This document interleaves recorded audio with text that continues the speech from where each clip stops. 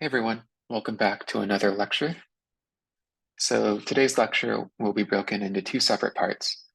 I know quite a few of you had questions about enums and results or options, so I thought it might be beneficial to go over those before we dive deeper into ownership and everything Arul talked about in yesterday's lecture. After we talk about enums, we'll then take off from where yesterday's lecture left off and discuss the concepts of borrowing and dereferencing and rest.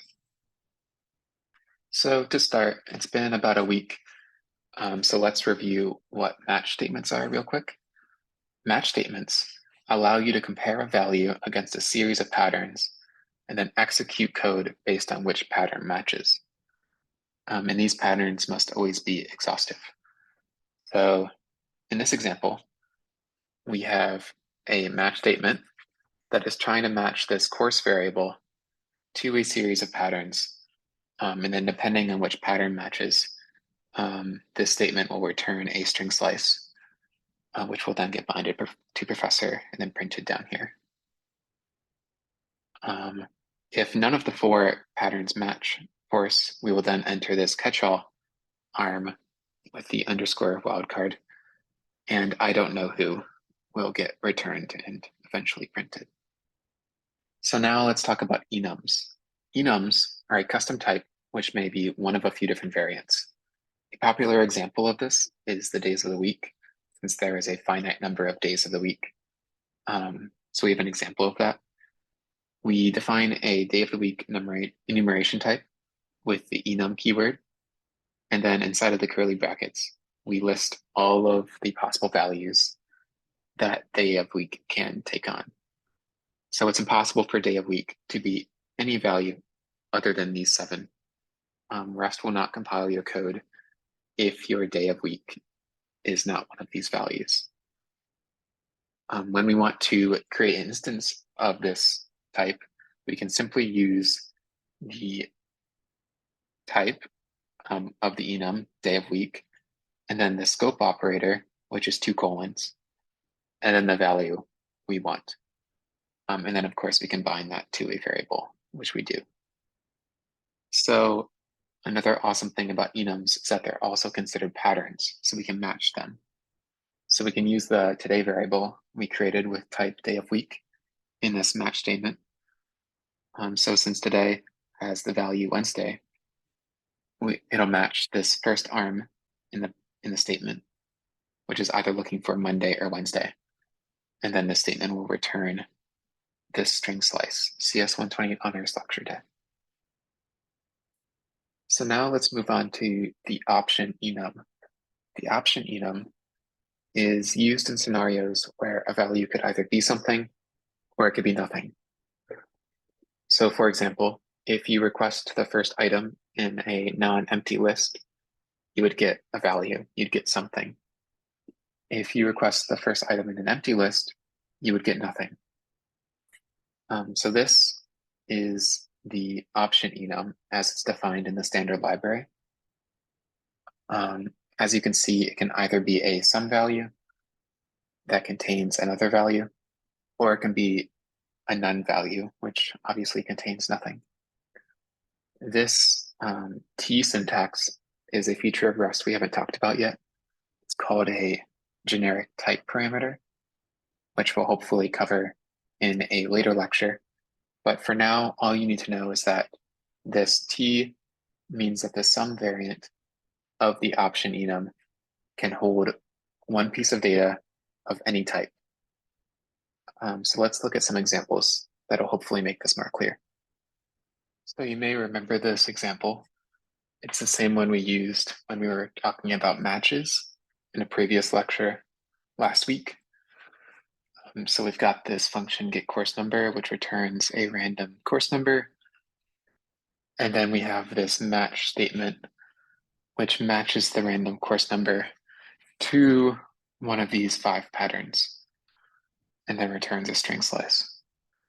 In our previous example, when we hit this catch-all arm, we would return a arbitrary string like I don't know who, or something along those lines. But we can do better than that. Since our match statement is not defined for anything other than these 4 integers, instead of putting some arbitrary string here, we can instead just use a none value. And then only when we hit one of these 4 defined values do we actually return a string slice. Then we can use another match statement to check whether or not professor actually holds any values or not. Since option is an enum, it can be expressed as a pattern, so we can check whether professor is sum or whether it's a none value, and then print accordingly. So if we run this, oops, option,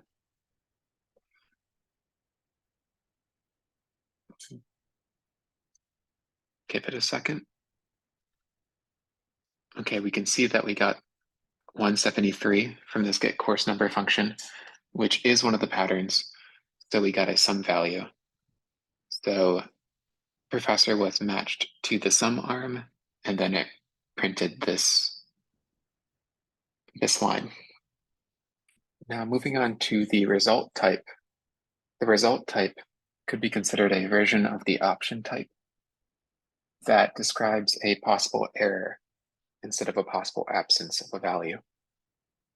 Similarly to the option type, result has 2 variants, an OK value that represents a success and contains a successive value, which in our enum is represented as T. And then result could also be an error value, which represents an error and contains an error value, which is represented as this capital E. So this is commonly used when you have a function that might fail.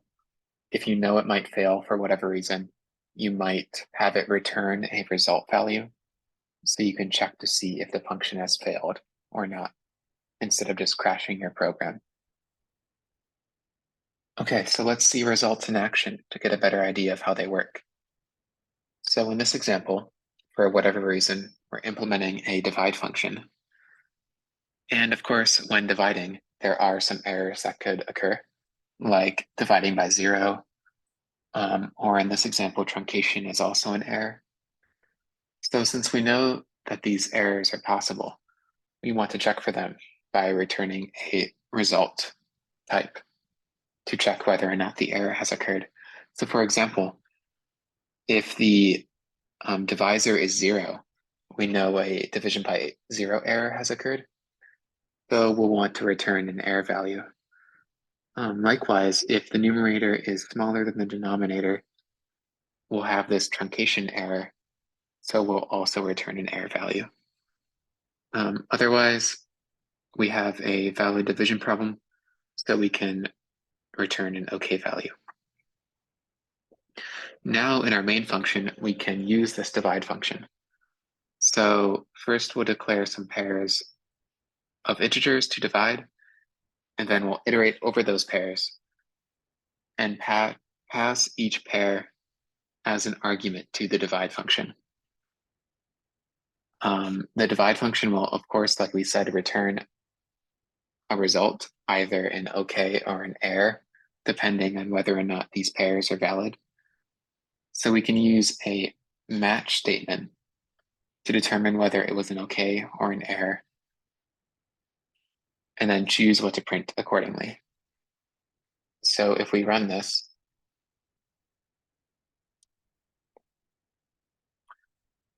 we can see that the first 2 pairs were invalid for different reasons. And then we can see that the last pair was a valid pair. Okay, and finally, here are some useful methods that exist for both option or result. So instead of always using a match statement, you could use the is sum, is okay, is none, or is error methods to check whether or not a variable is one of those 4 values. There's also this unwrap method that you can use to retrieve the value contained inside a sum or an OK value. So if you know something is a sum or okay, and you want to get the value inside of it, you can use an unwrap. If you don't know whether something is a sum or okay, you can use the unwrap or method, which will return a default value if the variable isn't a sum or an okay. Okay, great. So now let's put matching and enums and all of that aside and pick up where a rule left off yesterday with ownership. So some quick review first. If you recall from the last lecture, there are 3 rules of ownership. One is that each value in Rust has a variable that's called its owner. 2, there can only be one owner at a time. And 3, when the owner goes out of scope, the value will be dropped. So here are some examples of these rules. In our first example, we have a variable s that owns the value or owns the piece of data hello. And then we enter a new scope and we have defined a new variable w, which owns the data world. After that, we might do something with this variable, but once we reach the end of this inner scope, w and its data are dropped, and both of them are no longer valid. And then the same thing applies for s. Once we reach the end of this outer scope, s and its data are no longer valid after this scope ends. This second example demonstrates the second rule, which is that each value can only have one owner at a time. So in this example, we have a variable s1, which owns this string hello.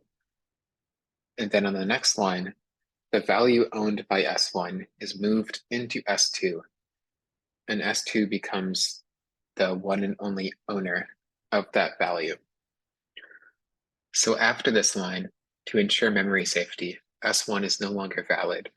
And if we try to use it like we do in this print statement, we'll get a compile time error. If we do want 2 variables to hold equivalent data, then we need to create a deep copy using copy or clone. I believe a rule also covered these in the last lecture, but to recap, copy is a trait and clone is a method that allow you to make deep copies of data. So the copy trait is automatically defined for primitive types, so it's pretty easy to use. In this example, x and y will be binded to 2 different but identical pieces of data. So you can print both of them like we do in this print statement. For non-primitive types like strings, you can use the clone method explicitly. So in this example, it's very similar to the one we had in the previous slide. However, now it compiles because we are using the clone method to create a deep copy of the value stored in S1, and we're binding that copy to S2. So there's no moving of data or ownership in this scenario, so S1 is still valid. So another situation where ownership can move is during function calls. In this example, we have a class variable which owns the value CS128 honors. However, when we use class as an argument in this say hello function, we are moving the ownership of CS128 honors to this S parameter. Therefore, if we try to use class again, we'll get a compile time error because class is no longer valid as it owns and refers to nothing. This all might seem quite annoying, especially if you're coming from another programming language where you can pass a value to a function and then you can use it again. We'll most likely want to do that, right, when we're coding in Rust. So is there a way for us to have a function use a value without having to worry about the function taking ownership? Is there a way to do that? And fortunately, the answer is yes. There is a way using what is known as references. References, which are represented by the ampersand, allow you to refer to some value without taking ownership of it. We call this action of creating references borrowing. So looking back at our example, we can fix it by passing class by reference instead of by value. This way, say hello does not take ownership away from the class variable, so the class variable can be used again later on. This does, of course, come at a cost, though. References are not as powerful as owning some data. So there are some rules when borrowing or when creating references. At any given time, you can have either an infinite number of immutable references. So like we saw in this previous example, these are immutable references to class. Say hello can't change the value in class because, like I said, they are immutable. If you did want to change a value using a reference, you would need to use a mutable reference, which allows you to modify the original piece of data without taking ownership of it. This is like super powerful. However, similar to how every value can only have one owner, you can also only have one mutable reference to some particular value. So here are some examples of mutable references. This one on the left passes a mutable reference of s to the change function, and then that function changes the value of s by appending the world string. So this print statement will print out hello world if we were to run this code. This example on the right actually does not compile, which might seem a little odd given how similar it is to the example on the left. When we run this code, we get this error message that says we need to dereference the left-hand side. So what does that mean exactly? Well, dereferencing is something that you always need to do prior to mutating a variable that a mutable reference points to.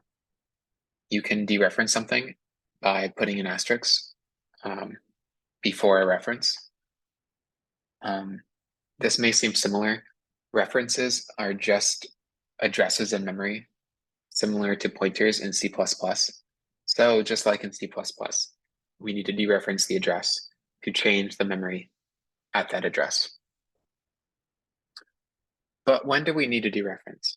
It seems like there are times when we don't have to, even though we have a mutable reference, like with this string example. Well, for now, I'm just going to tell you the most common situations when you do and do not need to dereference. We'll explain why this is the way it is in a future lecture, possibly after we talk about traits and pointers and stuff like that. So for now, you need to dereference when you have a mutable reference to a primitive type. This is exactly like what you saw in the integer example.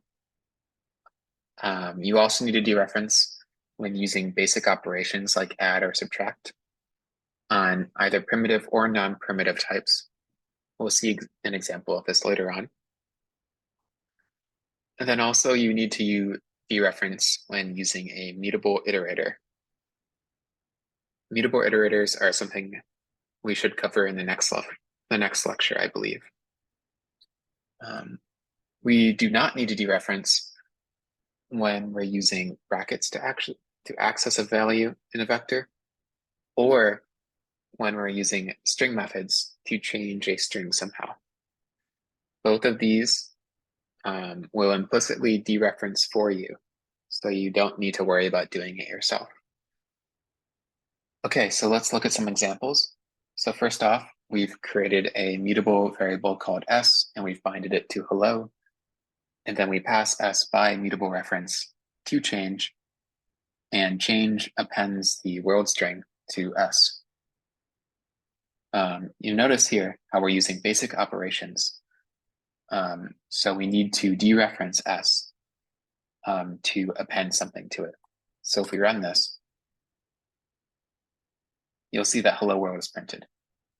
We could also, like we've done before, use string methods instead to append something to s.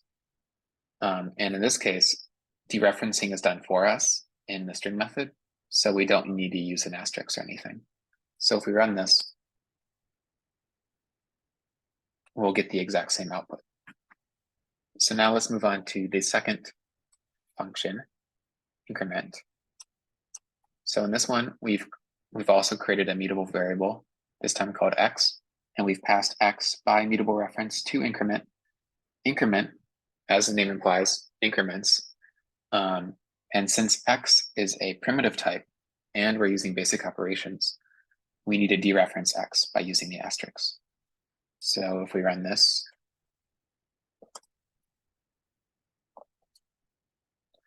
we can see that 6 is printed. Okay, moving on to the final function. We do the same thing where we create a mutable variable. This time it's a vector. We pass it by mutable reference to increment vec. Increment vec increments the vector twice. So in the first one, we're using bracket notation to increment a value in the vector. Since we're using the bracket notation, we don't have to use the dereference asterisk, since bracket notation dereferences for us. In the second loop, we're not using the bracket notation to increment every variable. So we need to dereference since we're not using bracket notation. So if we run this,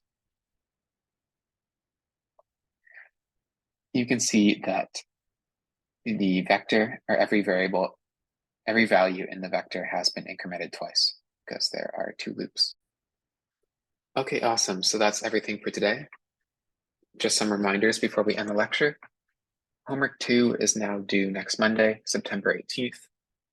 Homework 3 was released a couple of days ago and is also due next Monday. And finally, homework 4 was released a couple hours ago and is due next Wednesday, September 20th. Okay, great. So that's everything for today. I will see you guys next week.